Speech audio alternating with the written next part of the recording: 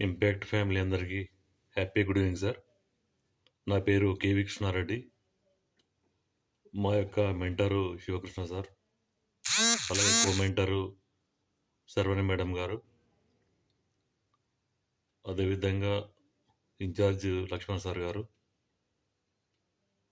ఈరోజు టాపిక్ వచ్చేసి art of telling story. దీని యొక్క స్పీకరు గంగుల శ్రీనికార్ సార్ గారు. ఈ అంశాన్ని చాలా చక్కగా వివరించారు సార్. అసలు ఆర్ట్ ఆఫ్ స్టోరీ టెల్లింగ్లో భాగంగా అసలు స్టేజ్ ఫియర్ పోగొట్టుకోవడానికి ఈ కథల ద్వారా మనము స్పీచ్ ఇవ్వచ్చు అనే విషయాన్ని చాలా చక్కగా వివరించారు సార్. మీకు చాలా ధన్యవాదాలు సార్.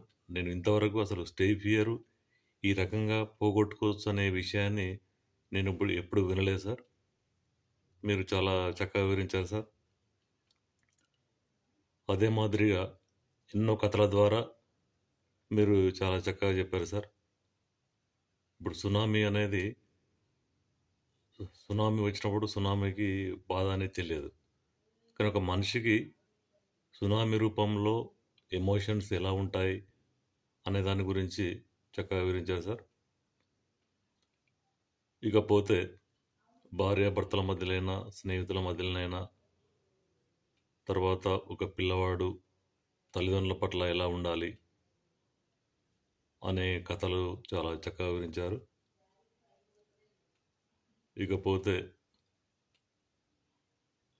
పిల్లవాడు స్కూల్కు వెళ్ళాలనే క్రమంలో బస్సు మిస్ చేశానని చెప్పి తన తండ్రి తనకు అటాచ్మెంట్ ఎక్కువ ఉంటాడు కాబట్టి తనే స్కూల్కు తీసుకెళ్ళాలని చెప్పి నేనే బస్సు మిస్ చేశానని చెప్పి హెడ్ మాస్టర్తో చెప్పడము. ఇకపోతే ఒక రాజు తన యొక్క కుమారులను ఒక ఆశ్రమానికి పంపించి ఆ ఆశ్రమంలో ఉన్నటువంటి స్వామీజీ దగ్గర వాళ్ళు శిష్యరికం చేసి ఆ స్వామి తన కథల ద్వారా వాళ్ళని ఎలా మార్చాడు, వాళ్ళ పరివర్తన ఎలా వచ్చింది అనేది చాలా వండర్ఫుల్ సార్. ఇకపోతే ఒక వ్యక్తి సముద్రము అంచుకు వెళ్ళి అక్కడ ఒక అద్భుతమైన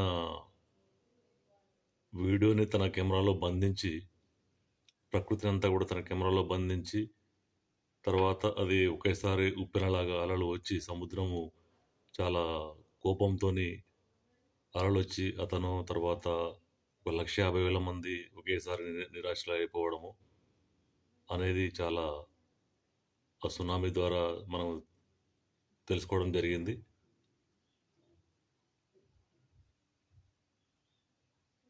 thank you sir for wonderful opportunity. Gampa సార్కి ప్రత్యేక ధన్యవాదాలు sir. Thank you very much.